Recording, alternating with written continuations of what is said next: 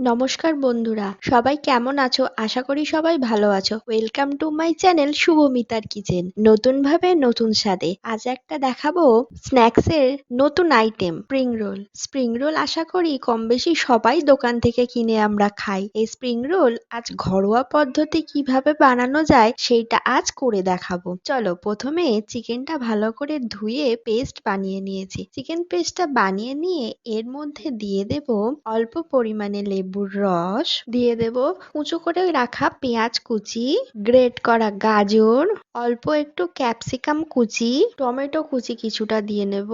এরপর দেব অল্প একটু আদা রসুনের পেস্ট, অল্প একটু কাঁচা লঙ্কা কুচি। যে যেমন ঝাল খাও সেই কোয়ান্টিটি অনুযায়ী তোমরা দিয়ে নিতে পারো। আমি একটু কম ঝাল খাই তাই লঙ্কাটা একটু কমই দিলাম। আর দিয়ে নেব ধনেপাতা কুচি। এরপর এতে পরিমাণ মতো লবণ অ্যাড করে নেব।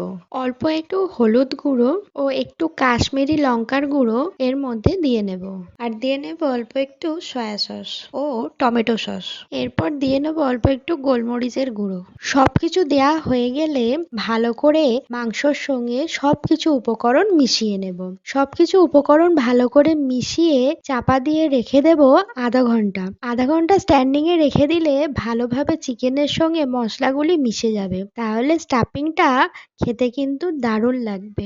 এরপর স্প্রিং রোলের উপরের কোটিংটা বানানোর জন্য চলো নিয়ে নেব একটু ময়দা, পরিমাণ মতো লবণ, চিনি ও অল্প একটু খাবার সোডা। খাবার সোডাটা দিলে কিন্তু উপরটা ভীষণ ক্রাঞ্চি মতো হয়, যেটা খেতে খুব ভালোই লাগে। এই সমস্ত কিছু উপকরণ ভালোভাবে মিশিয়ে আস্তে আস্তে অল্প অল্প জল দিয়ে পুরোটা একটা সুন্দর ডো বানিয়ে নেব।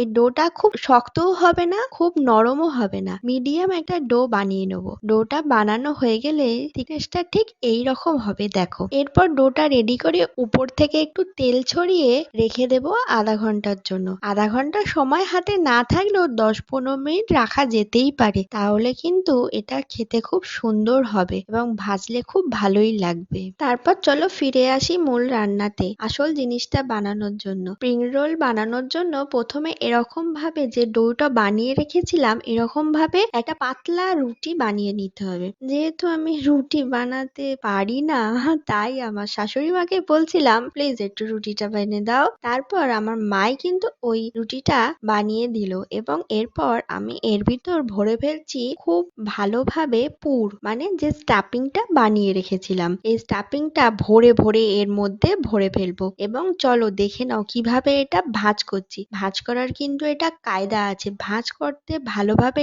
না পারলে কিন্তু এই পুরটা ভিতর থেকে বেরিয়ে যাবে। প্রথমে এই স্টাফিংটা ভরে নিলাম, নিয়ে এবার সাইডে জল দিয়ে দুদিকটা প্রথমে আটকে নেব যাতে পুরটা তেলে দিলে না বেরিয়ে যায়। এইভাবে দুদিকে আটকে নিয়ে তারপর আস্তে আস্তে এটা রোলের আকারে ভাঁজ করে নেব। লাস্ট ভাঁজটা দেওয়ার আগেও এদিকটা অল্প একটু জল দিয়ে নেব যাতে পার্মানেন্টলি এটা আটকে যায় এবং খুলে যেতে না পারে। চলো এইভাবে আরো কয়েকটা বানিয়ে নিলাম সবার জন্য। তারপর বানানো হয়ে গেলে তেল গরম করতে দিয়ে দেব এবং তেল গরম করতে দিয়ে আস্তে আস্তে একটা একটা স্প্রিং রোল তেলের মধ্যে ছেড়ে নেব। আঁচটা কিন্তু কম করে রাখতে হবে, তাহলে উপরটা ভালোভাবে হবে এবং ভিতরটাও ভালোভাবে হবে। এরপর আস্তে আস্তে স্প্রিং রোল গুলি একটা একটা করে ভেজে নিলেই তৈরি আজকে চিকেন স্প্রিং রোল। দেখো স্প্রিং রোল গুলো ভাজা কত সুন্দর হয়েছে এবং এটা কেটে দেখাই তোমাদের, চলো। ভিতরটাও কত সুন্দর ভাবে সবকিছু সিদ্ধ হয়ে গেছে। বারবার বলছি কিন্তু আঁচটা কম রাখতে হবে, তাহলেই ভিতরে চিকেন গুলো খুব সুন্দর ভাবে সেদ্ধ হবে এবং খেতেও খুব সুন্দর হবে। এই দেখো ভিতরটায় কত সুন্দর ভাবে হয়েছে। চলো এইভাবে একটু রেস্টুরেন্ট স্টাইলে সাজিয়ে গুছিয়ে নিই, তবে না জিনিসটা ব্যাপারটা খুব ভালো হবে, দেখতেও খুব সুন্দর লাগবে। এইভাবে সুন্দরভাবে স্প্রিং রোলটাকে সাজিয়ে গুছিয়ে পরিবেশন করলে দেখতেও ভালো লাগে এবং খেতে তো দারুণ লাগে।